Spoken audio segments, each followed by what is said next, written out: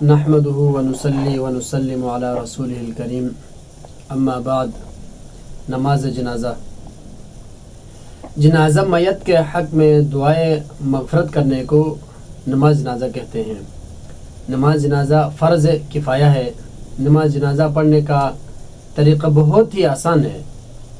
سب سے پہلے نماز جنازہ کی نیت کے بارے میں بات کرتے ہیں۔ نیت دل کے ارادے کا نام ہے۔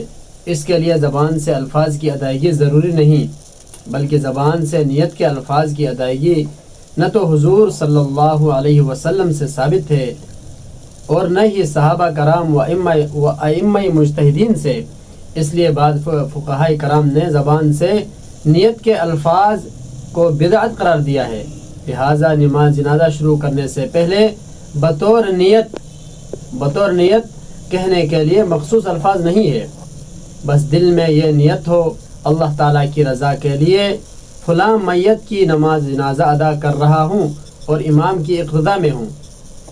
نماز جنازہ کا طریقہ یہ ہے کہ جنازہ کو سامنے رکھ کر امام اس کے سینے کے بالمقابل کھڑا ہو اور باقی لوگ امام کے پیچھے صفیں بنا کر کھڑے ہوں۔ حدیث میں ہے کہ رسول اللہ صلی اللہ علیہ وسلم نے ایک عورت کی نماز جنازہ پڑھائی اور وسط درمیان میں کھڑے ہوئے، اور بہتر ہے کہ امام کے پیچھے کم از کم 3 صفیں بنائی جائیں۔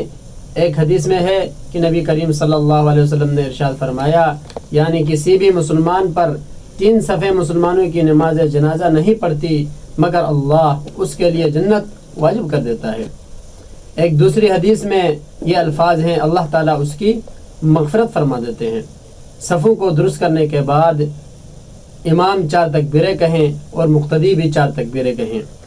پہلی تکبیر کہنے کے بعد امام بھی ہاتھ کانوں تک اٹھائے اور مقتدی بھی ہاتھ کانوں تک اٹھائے۔ اس کے بعد ہاتھ باندھ کر پہلی تکبیر کے بعد ثنا پڑھی جائے، جیسے نماز میں پڑھی جاتی ہے، سبحانک اللہم و بحمدک و تبارک اسمک و تعالی جدک ولا الہ غیرک۔ پھر دوسری تکبیر کہہ کر دوسری تکبیر میں کانوں تک ہاتھ کو نہیں اٹھانا بلکہ صرف تکبیر کہنا ہے۔ دوسری تکبیر کہہ کر درود شریف پڑھنا ہے، درود ابراہیمی ہی پڑھنا بہتر ہے۔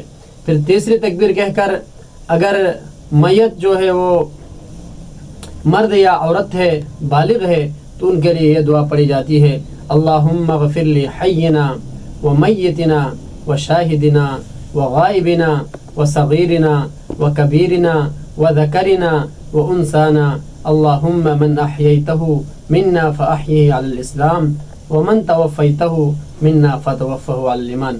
اور اگر میت نابالغ بچہ ہے تو اس کے لیے یہ دعا پڑھنا ہے، اللہم اجعلہ لنا فرطا واجعلہ لنا اجرا وذخرا واجعلہ لنا شافعا ومشفعا۔